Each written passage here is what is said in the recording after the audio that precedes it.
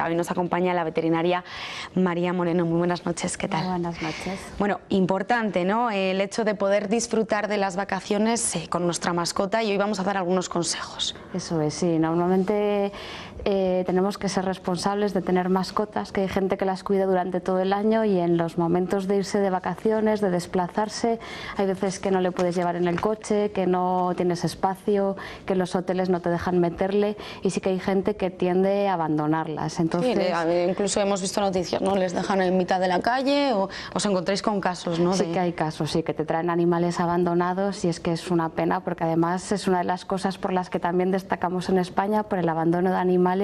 y tenemos que intentar pues no ser así, ser conscientes de que nos hacen compañía y tienen que hacerla todo el año, y que igual que a nosotros nos gusta disfrutar de las vacaciones, sí que hay que darles alguna recompensa también. María, ¿qué podemos hacer con nuestras vacaciones, o sea, con nuestras mascotas, perdón, cuando nos vamos de vacaciones, si no las queremos llevar? Pues en caso de que sea, si nos vamos por ejemplo un fin de semana, 3-4 días, tenemos la opción de dejarles en casa, siempre y cuando consigamos algún amigo, algún familiar o alguien responsable de confianza que se comprometa a ir a nuestra casa pues unas cuantas veces al día, intentar ver que el animal está comiendo, pues ver que tiene todo el rato agua, intentar jugar con él para que el poco tiempo que va a estar con gente por lo menos se mueva un poquito, si es un perro sacar a pasear, si es un gato limpiar la bandeja de la arena y demás. Entonces en esos perioditos cortos sí que tenemos esa opción, y si por ejemplo ya queremos irnos más tiempo, sí que ya tenemos que conseguir a alguien que se comprometa incluso a dejarnos llevar al animal a su casa y que pueda estar acompañado mucho más tiempo, para que el animal no esté tan solo, porque si no hay veces que incluso hacen comportamientos de estrés y empiezan a tener problemas de comportamiento importantes. Entonces, si son vacaciones cortas en nuestra casa, pero si no, ya sí que hay que buscar a alguien que les cuide un poco más.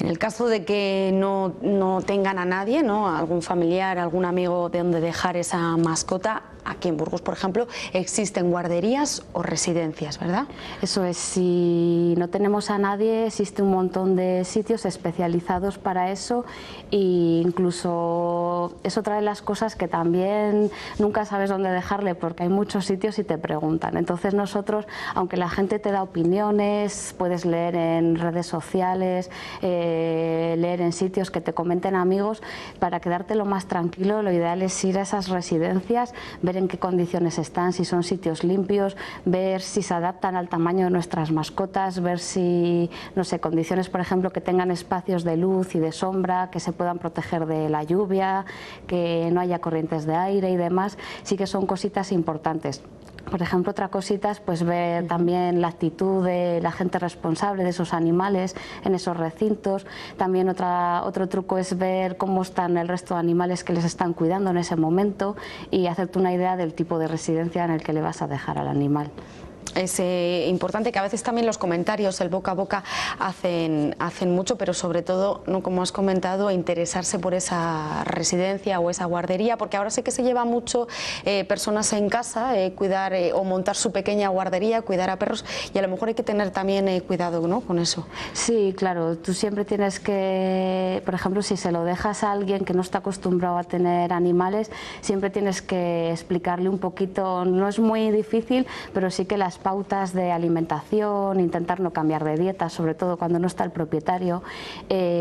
por ejemplo las rutinas de paseo, los tipos de juego que le gustan a los animales. Hay sitios que les gusta más ir por unos sitios, por otros sitios,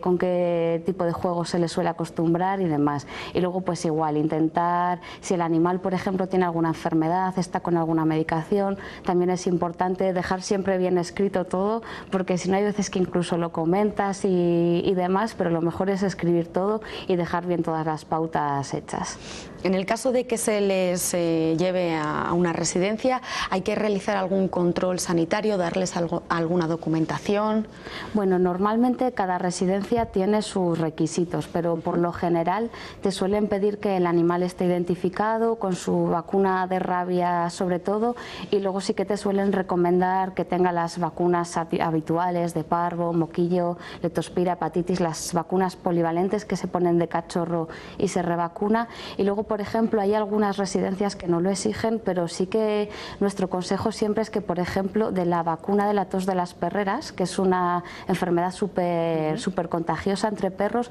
que se vacune, que claro, es una enfermedad que si, por ejemplo, tu perro entra con ella, se lo puede pegar a todo el resto de animales, y si un animal de allí lo tiene, pues igual te la puede contraer a tu mascota. Esto es como en las guarderías. Es igual, si un bebé tiene catarro, al final todos, ¿no? Sí, sí, son enfermedades típicas de colectividades y lo normal es que la residencia te lo exija, pero bueno, si no lo exigen, lo recomendamos, que sí que es lo ideal ponerla. Esto en el caso de que lo queramos dejar en guarderías, consejos también que has comentado para dejárselo a algún amigo, a algún familiar. Si nos queremos llevar a nuestras mascotas, también tenemos que dar una serie de recomendaciones. Si por ejemplo viajamos en coche.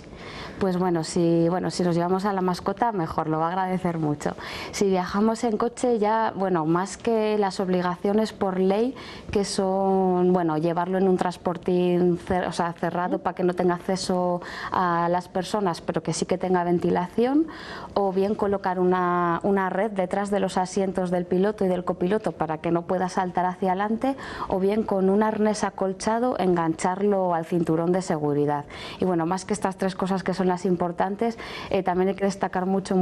lo que no hay que hacer, que es eso, llevarles sueltos para que no provoque un accidente. Y luego otra cosa muy importante es no encerrarles en los maleteros, porque sobre todo ahora en días de verano, cuando empieza a hacer calor, si dejas a tu animal encerrado en el maletero es como un horno y le puede dar un golpe de calor importante. Un golpe de calor, ¿qué es lo que puede ocurrir, María? Bueno, los golpes de calor, eso, son elevaciones de temperatura muy altas, que el problema es que los animales son mucho más sensibles a la temperatura que nosotros, les cuesta mucho más bajar la temperatura porque no sudan como nosotros, ellos solo sudan por unas glándulas sudoríparas que hay en las almohadillas y su función es muy disminuida, y luego también eliminan el calor por el jadeo, entonces empiezan a acumular temperatura, y lo que hace su sangre es perder las características de sus componentes y empiezan a fallar todos los órganos a nivel sistémico, y son enfermedades que incluso muchas veces, aunque te des cuenta y vayas corriendo al veterinario, si el animal está en un estado muy crítico, por mucho que hagas no le puedes salvar. Entonces lo ideal es evitarlo al máximo, meter a los animales en el maletero, o incluso igual en la ciudad que vas a hacer un recao y le dejas justo al sol 5 minutos, nos hemos encontrado disgustos también, o sea que hay que evitarlo. Evitar eso, a dejar un animal en el maletero. En el caso, María, de que usemos otro transporte como avión y autobús, ¿qué debemos de hacer? Bueno, si ya usamos otro transporte, sobre todo depende de las compañías. Lo que más impedimentos nos suelen poner es en los aviones, que bueno, aparte de los requisitos del país, para entrar en esos países sí que tenemos que preguntarles bien lo que quieren, y con tiempo, sobre todo con tiempo, y normalmente con el pasaporte, que el animal esté identificado, la vacuna de la rabia, lo que suelen pedir suele ser algún certificado especial de salud, de que el animal está en buenas condiciones, de que está vacunado, que no presenta ningún signo de enfermedad y demás. Y luego, por ejemplo, en los aviones también depende, si te le dejan meter en cabina es porque el animal tiene unas características adecuadas, incluso lo que nos han comentado alguna vez es que solo dejan meter a cierto número de animales, entonces cuanto antes compremos el billete mejor, y si no sí que tienen que viajar en la bodega, y ahí sí que te van a requerir un transportín de medidas adecuadas, que el animal quepa de pie en el transportín porque va a pasar muchas horas ahí y demás. Pero si queremos viajar en un medio de transporte, hablar con la compañía y preguntar muy bien antes cuáles son los requisitos. Porque si viajamos a otros países hay que llevar una documentación especial también para la mascota, que hay veces que a lo mejor no se tiene en cuenta esto. Eso es,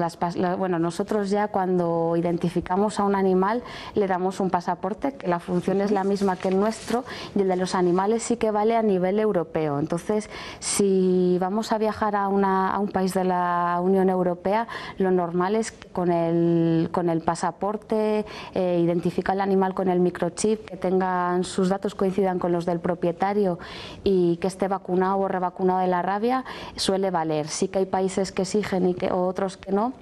que esté también bien sellada la desparasitación, que se haya hecho entre 1 día o 5 días antes de viajar. Y luego, bueno, por lo general eso, hay algunos países que también te piden alguna analítica especial, como por ejemplo anticuerpos de rabia, es muy común. De esto hay que estar muy atentos porque las normas cambian mucho. Entonces lo ideal, si vas a viajar a otro país, es hablar con sus embajadas o los consulados y que te digan todos los requisitos que quieren. Y por ejemplo, si en vez de la Unión Europea queremos ir fuera de la Unión Europea, con más razón aún, porque muchas veces te obligan a tener un informe del veterinario, que este informe hay que hacerlo con tiempo, tiene que pasar por el colegio de veterinarios, que te den el visto bueno, del colegio te mandan al gobierno. Casi que a lo mejor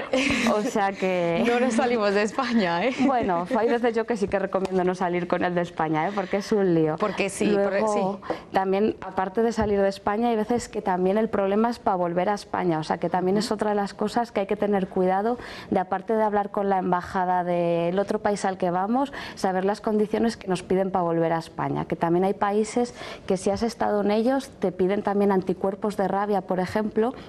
y es una analítica que tarda casi 1 mes en hacértela. Entonces hemos tenido propietarios que han tenido problemas para entrar en España después con la mascota. Hay problemas. Si no cumples con esos requisitos de entrada al viajar a otro país con la mascota, ¿qué puede pasar si no tienes esa documentación?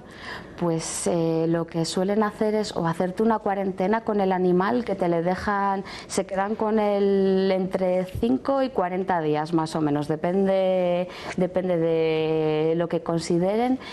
Puede ser eso, que se queden en cuarentena para asegurarse de que el animal no entra enfermo, que se queden con el animal y lo devuelvan para tu país otra vez y no le dejen entrar en ese país. Y hay a veces que son tan estrictos que llegan a sacrificar animales, o sea que hay que tener mucho cuidado e intentar que si vas a viajar sea todo en regla, y si sales fuera de tu país, mucho cuidado y con mucho tiempo organizarlo. Casi mejor que después de todo el papeleo que tiene quedarse por España, ¿no? Nos quedamos en España. Que no va a pasar nada. María, sobre todo los perros como las personas, muchas veces al viajar se marean. ¿Cómo podemos evitar esos mareos? Bueno, para evitar los mareos lo ideal es, si tenemos un cachorrito, desde pequeñitos enseñarles, porque más o menos igual el 75% de los perros se marean y es que ha sido desde pequeñito que le han montado pues para vacunas, para cositas, han hecho algún viaje un poco más largo y se empiezan a marear, y ese 75% ya asocian todos los mareos pues a que le ven el transportín y ya se marean, porque o sea, ya tienden a marearse porque saben que van a montar en el coche, si ven maletas, cuando se marean por viajes, cuando, bueno, en general cuando asocian alguna cosita de los viajes ya tienen predisposición a marearse por el estrés que cursan. Entonces, desde pequeñitos acostumbrarles.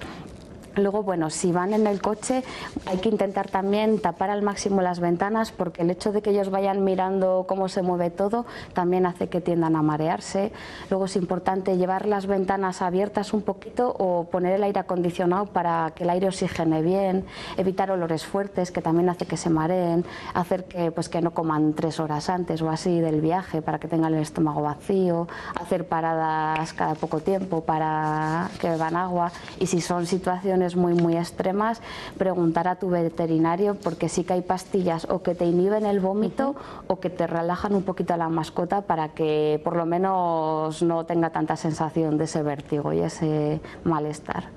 Pues esperemos que les hayan servido estos consejos en el caso de que tengan una mascota y de que ahora que se acercan las vacaciones vayan a viajar y a disfrutar también con ella. María, muchísimas gracias por habernos acompañado. A vosotros. Nos vamos unos minutitos a publicidad y después nuestra sección de artrópodos, y estaremos también en el centro comercial El Mirador porque tiene preparados un montón de actividades.